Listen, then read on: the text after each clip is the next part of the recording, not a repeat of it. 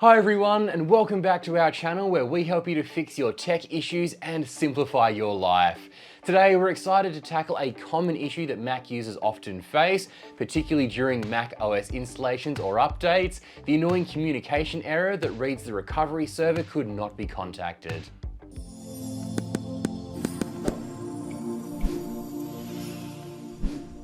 In this video, we're going to explore 5 effective solutions for the problem and an additional tip on data recovery. If you're new here, don't forget to hit that subscribe button if you find these tips helpful, and if you need any further advice, please feel free to leave a comment down below. Alright, let's get started. Now, let's discuss possible causes of the recovery server could not be contacted error. The problem could be related to incorrect date and time settings, from a tainted or partial macOS installation file, the installer you're using to install the product could be faulty or outdated, or sometimes just a poor internet connection or temporary server unavailability at Apple may cause your Mac to lose contact with the recovery server. Here are 5 practical methods that will allow you to deal with this annoying issue, and we'll also give you some recommendations on how to try and restore any lost data during the process. So stick around for a detailed guide on how to solve this problem. This error message is one of the oldest and most common issues, and it could just be caused by a difference in the date and time settings. Updating the system syncs the Mac's clock with Apple servers because a broken connection actually halts the recovery process. Thankfully though, this is a simple problem to rectify, so let's run through how to deal with it. Firstly, enter recovery mode by pressing Command and R when the Mac is turning on. From the Utilities pull-down list, open Terminal.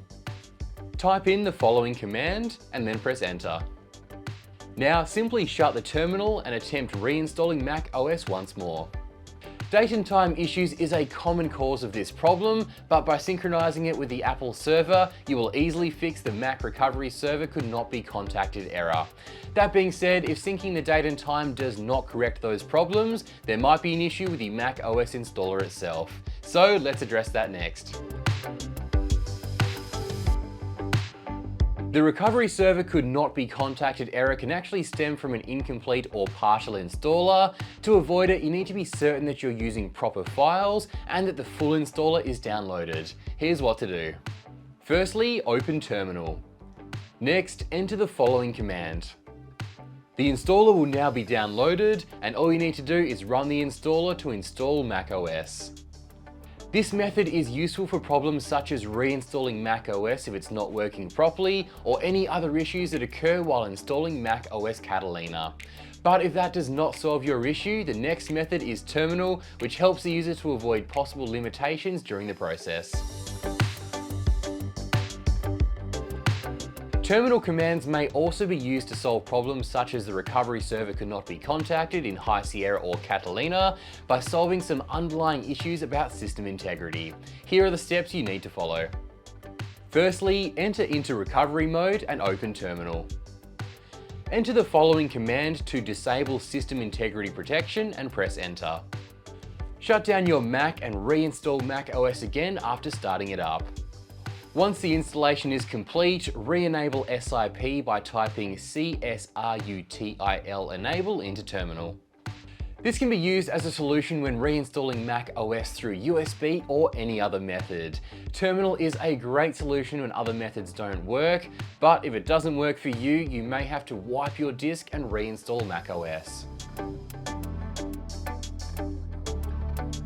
If none of those previous methods worked, a direct format of your disk or doing a clean copy install should do the trick. This is particularly helpful for chronic problems like your Mac OS not working at all, and to erase your disk and reinstall Mac OS, here's what you need to do. Firstly, reboot into recovery mode, and from the Utilities menu, choose Disk Utility. Right-click on your main drive, click on Erase and select a file format. Click back to the recovery screen and then select to reinstall macOS after using the erase option. You could also use a bootable USB to reinstall macOS from a USB drive instead. This method is very useful when you're troubleshooting the could not contact the recovery server error, since it rids the network of any underlying problems. However, if you've tried all these steps and you're still having problems, updating your Mac OS from the App Store should solve the problem. One of the simplest solutions to the problem recovery server could not be contacted is to directly update your Mac OS without going through a backup. Here are the steps you need to follow. Firstly, enter your current Mac OS and go to Settings. Under the General menu, see if there are any updates available and simply follow the on-screen instructions to complete the update. This method is especially useful for problems such as the installation of macOS Catalina or High Sierra updates. And now that we've covered those 5 solutions, let's talk about how to regain any lost data during the process of performing these fixes. When it comes to recovering data on your Mac, you can use Wondershare Recover It. It's an intuitively simple tool, and here's how to use it for this purpose. First, download and install Recover It on your Mac and then launch the program. Once the program is open, choose the drive in which you lost the file and wait for the scan to complete. Once the scan is complete, click Preview to check the files Recover It has found and then download them to your device. This will ensure your data is always safe should you have to format your disk when reinstalling macOS, and you can find a link to install Recover It in the description down below. And there you have it. These 5 methods ought to assist you in troubleshooting the recovery server could not be contacted error on Mac. If you found this guide helpful, please like this video, share your thoughts in the comment section down below, and subscribe to our channel. Thank you for watching, and I'll see you in the next video.